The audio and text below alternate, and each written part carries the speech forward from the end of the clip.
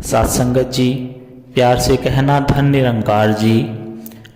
स्वागत है आप सभी का हमारे YouTube चैनल सोना इंस्पायर विचार पर। इस वीडियो की शुरुआत करने से पहले दास आपसे हाथ जोड़कर एक भावपूर्ण निवेदन करना चाहता है। हमारा उद्देश्य आपके जीवन में सकारात्मक शांति और प्रेरणा का संचार करना है। हर रोज हम आपके लिए एक नई प्रेरणादायक वीडियो लाते हैं। इन वीडियो के माध्यम से हम आपके जीवन में आत्मविश्वास, शांति और प्रेम का संदेश पहुंचाना चाहते हैं। आपसे निवेदन है, कृपया हमारे चैनल को सब्सक्राइब करें और नोटिफिकेशन को ऑन करना न भूलें, जिससे कि आप किसी भी अनमोल साखी, सत्संग या संदेश से वंचित ना रहे। आज की हमारी कहानी का विषय है सुमिरन की ताकत और सुमिरन की शक्ति। चलिए शुरू करते हैं। सुमिरन की ताकत बहुत ही अद्भुत और प्रभावशाली होती है। जब हम सच्चे मन से भगवान, किसी ईश्वर स्वरूप या किसी सकारात्मक शक्ति का सुमिरन करते हैं तो वह हमें मानसिक शक्ति, आत्मविश्वास और सकारात्मक ऊर्जा प्रदान करते हैं। सुमिरन की शक्तियाँ। जब हम किसी ईश्वर या गुरु का सुमिरन करते हैं तो हमारा मन शांत और स्थिर हो जाता है। यह तनाव और चिंता को दूर करने में मदद करता है। नियमित सुमिरन करने से जीवन में सकारात्मकता बढ़ती है और नकारात्मक विचार दूर होते हैं। जब हम किसी शक्ति का सुमिरन करते हैं तो हमें विश्वास होता है कि वह शक्ति हमारे साथ है, जिससे हमारा आत्मबल बढ़ता है।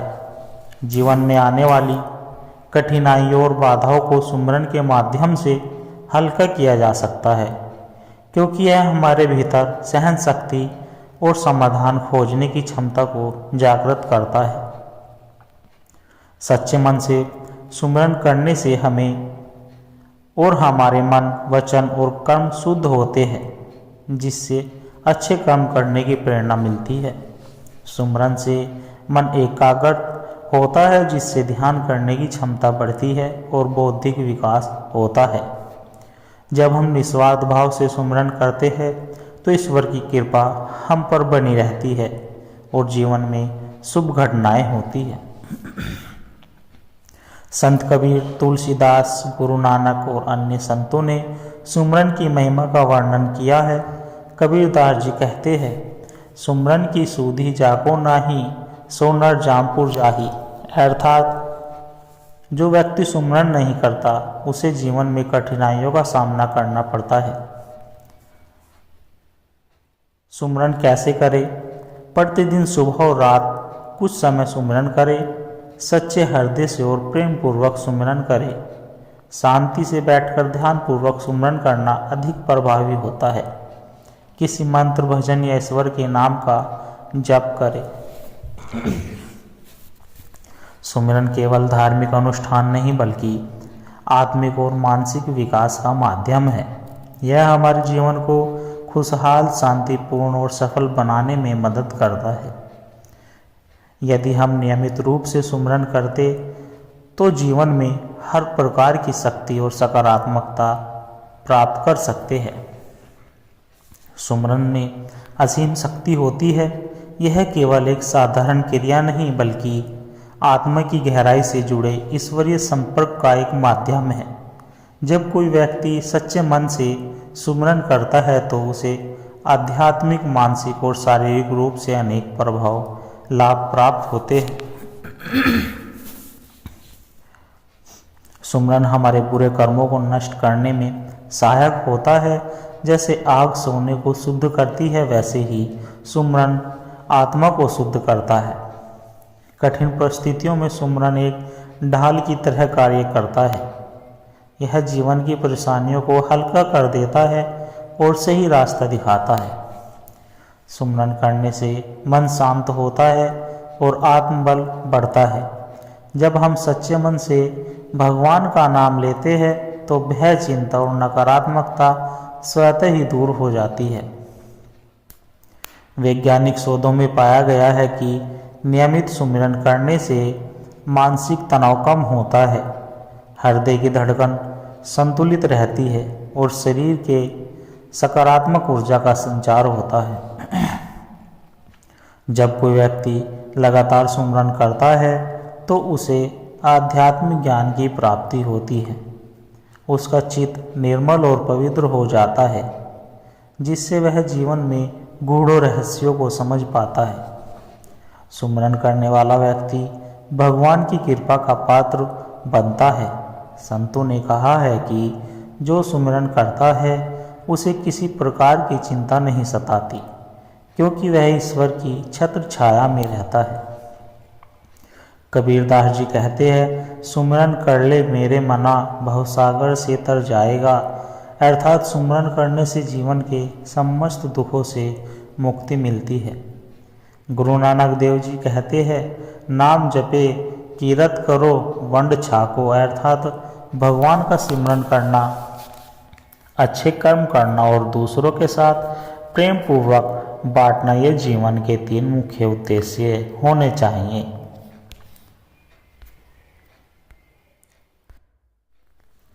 प्रतिदिन एक निश्चित समय पर सुमिरन करें। मन को एकाग्र करके प्रेम पूर्वक सुमिरन करें। ईश्वर के किसी भी नाम, राम, कृष्ण, शिव, अल्लाह, वाहेगुरु आदि का जाप करें। सुमिरन को ध्यान के साथ करने से इसका प्रभाव कई गुना बढ़ जाता है। सुमिरन में अनंत शक्ति है। यह हमारे जीवन को शुद्ध, शांत और सफल बना सकता है।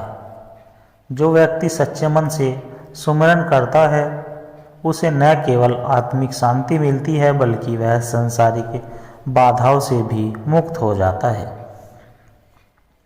सत्संगत जी, सत्संग का महत्व और आध्यात्मिक विचार। सत्संग का शाब्दिक अर्थ है सत, सत्य और संग, संगति, अर्थात सत्य की संगति। जब कोई व्यक्ति सत्संग में भाग लेते हैं तो वह आध्यात्मिक उन्नति की ओर अग्रसर होता है। सत्संग केवल किसी संत, महापुरुष या गुरु के प्रवचन सुनना ही नहीं, बल्कि श्रेष्ठ विचारों को आत्मसात करना और सत्य के मार्ग पर चलना भी है। सत्संग में रहने से मन की नकारात्मकता धीरे धीरे समाप्त हो जाती है। जो व्यक्ति सच्चे हृदय से सत्संग में भाग लेता है उसका मन शांत और निर्मल हो जाता है। स्वामी विवेकानंद जी कहते हैं, जिस प्रकार एक कस्तूरी मृग अपने भीतर की सुगंध को नहीं पहचान पाता, वैसे ही मनुष्य को अपनी आत्मिक शक्ति का ज्ञान सत्संग से ही होता है। जब हम उच्च विचारों और सच्चे मार्गदर्शन से जुड़े रहते हैं तो हमारे विचार स्वतः ही शुद्ध और सकारात्मक हो जाते हैं। जैसे गंगा का जल हर चीज को पवित्र कर देता है, वैसे ही सत्संग मनुष्य के भीतर के विकारों को धो देता है। संत कबीर कहते हैं, सत्संगति कीजे साधु की हरि कथा अनंत, जैसे खाली परी मिलत कुसंग करे भगवंत। अर्थात सज्जन और संतों की संगति अमृत के समान है, जो हमें सही मार्ग दिखाती है और अज्ञानता के अंधकार से बाहर निकालती है। सत्संग हमें यह समझाने में मदद करता है कि हम केवल यह नश्वर शरीर नहीं है, बल्कि आत्मा है। जब यह समझ पक्की हो जाती है तो व्यक्ति जीवन के हर कठिन मोड़ पर भी संतुलन बनाए रखता है। मनुष्य जिस संगति में रहता है वैसे ही उसका स्वभाव बन जाता है।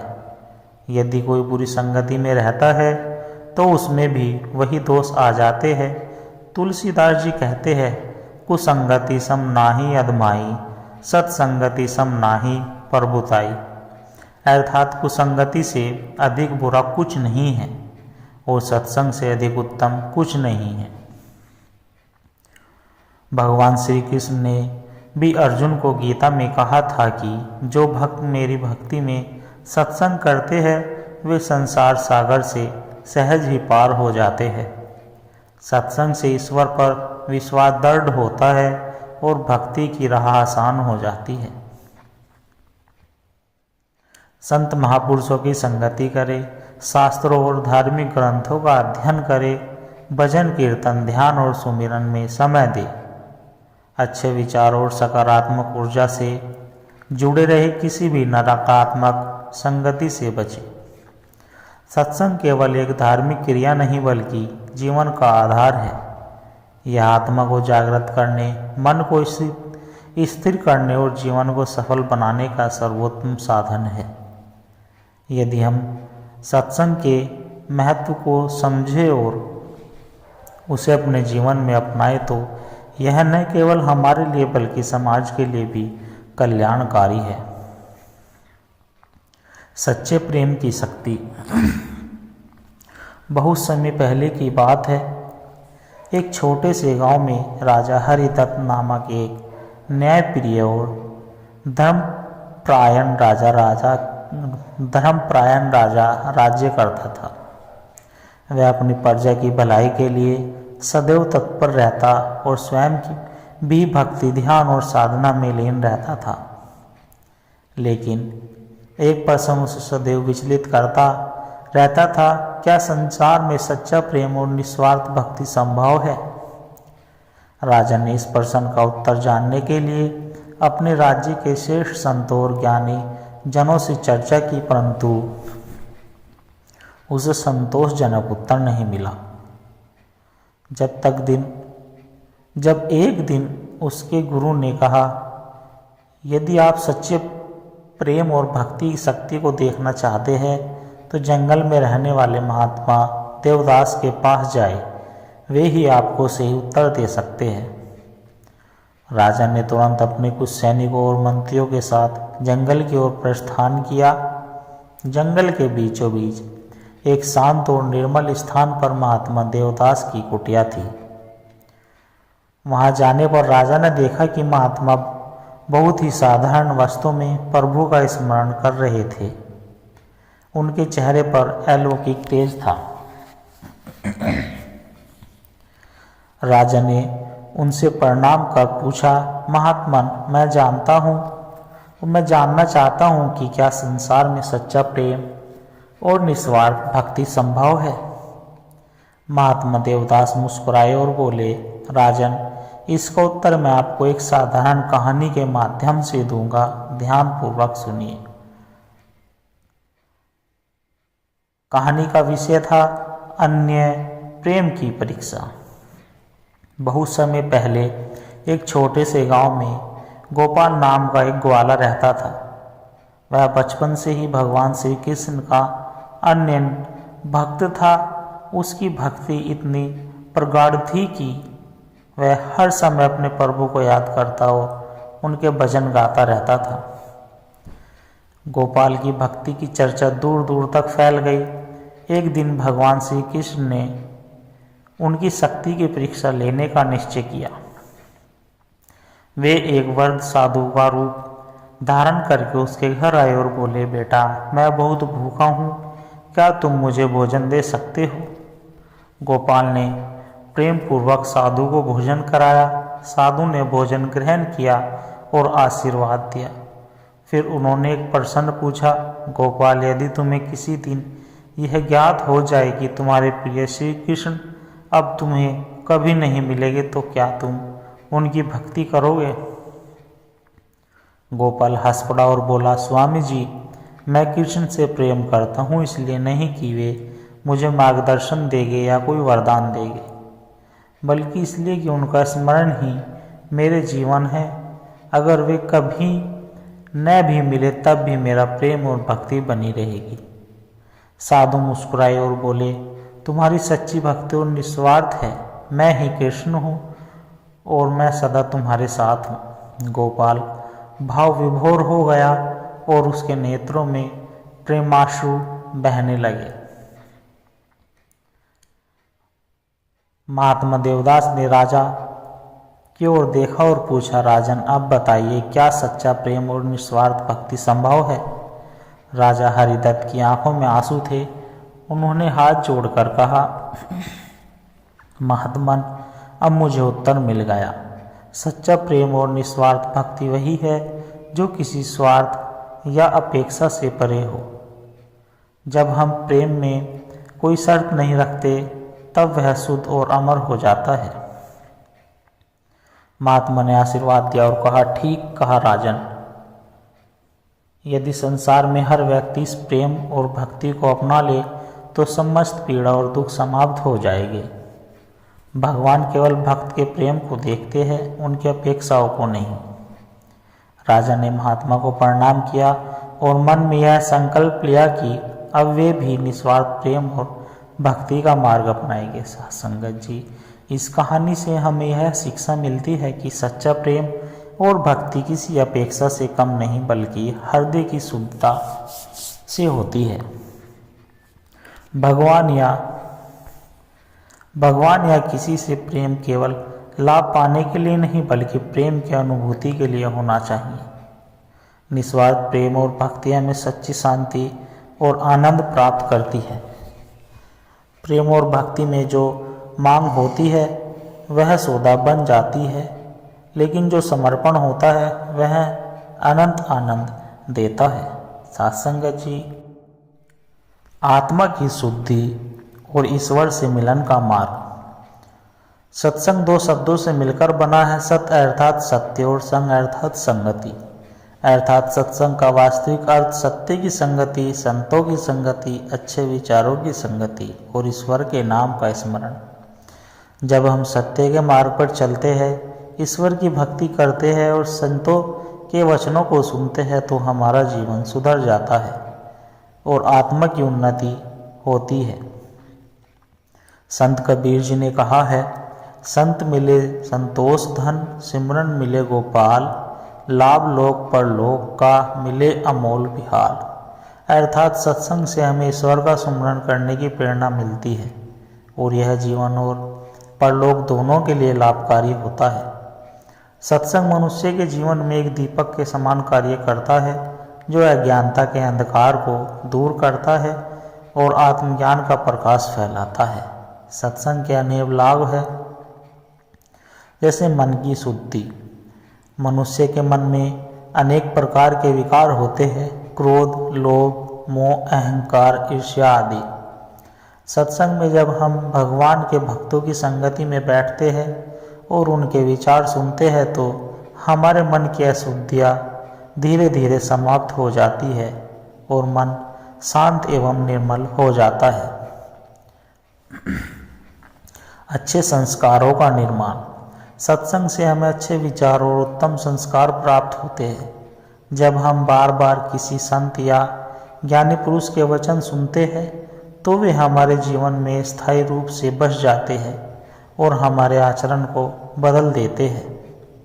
बुरे कर्मों से बचाओ।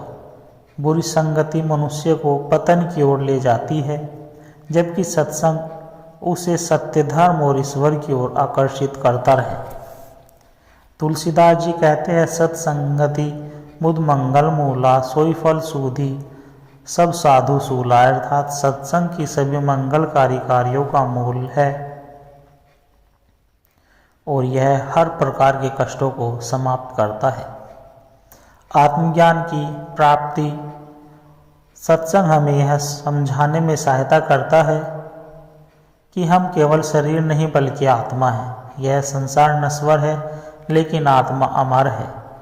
जब यह बोध जागृत होता है तब व्यक्ति सांसारिक मोह माया से मुक्त होकर सच्चे आनंद का अनुभव करता है। आध्यात्मिक शक्ति का विकास। जब हम नियमित रूप से सत्संग करते हैं तो हमारे भीतर आध्यात्मिक शक्ति का विकास होता है। ईश्वर के प्रति हमारा विश्वास दृढ़ होता है, जिससे जीवन की कठिनाइयों का सामना करने की शक्ति मिलती है। भगवान श्री कृष्ण ने अर्जुन से कहा, सत्संगति विधा प्रदायिनी भाव बंधन विनाशनी। अर्थात सत्संग से मनुष्य को सच्चा ज्ञान प्राप्त होता है और जन्म मृत्यु के बंधन से मुक्ति मिलती है। संत कबीर जी कहते हैं, संत संग हरि कथा तुलसी बहुत अपार, काया निर्मल बुद्धि निर्मल मन निर्मल विचार। अर्थात सत्संग भगवान की कथा और संतों की वाणी अनमोल है। यह शरीर, बुद्धि और मन को शुद्ध बनाते हैं। गुरु नानक देव जी ने कहा है, सत्संगत मिले सो तारिये, बिन सत्संगत पाए जाए। अर्थात सत्संग में रहने से मनुष्य का उद्धार होता है और जो सत्संग से दूर रहते हैं वे पतन की ओर चले जाते हैं। सद्गुरु, संत, महात्मा और धर्म ग्रंथों के विषय वचनों को सुने और उनका पालन करें। इससे मन में भक्ति जागृत होती है और ईश्वर के प्रति प्रेम बढ़ता है। श्रीमद् भागवत गीता, रामायण, वेद, पुराण, उपनिषद, गुरु ग्रंथ साहिब और संतों की वाणी को पढ़ें। सत्संग के प्रभाव को स्थायी बनाने के लिए प्रतिदिन ईश्वर का स्मरण करें। सकारात्मक और धार्मिक विचारों वाले लोगों के साथ रहे, जिससे सत्संग का प्रभाव निरंतर बना रहे। सत्संग की अद्भुत शक्तियाँ।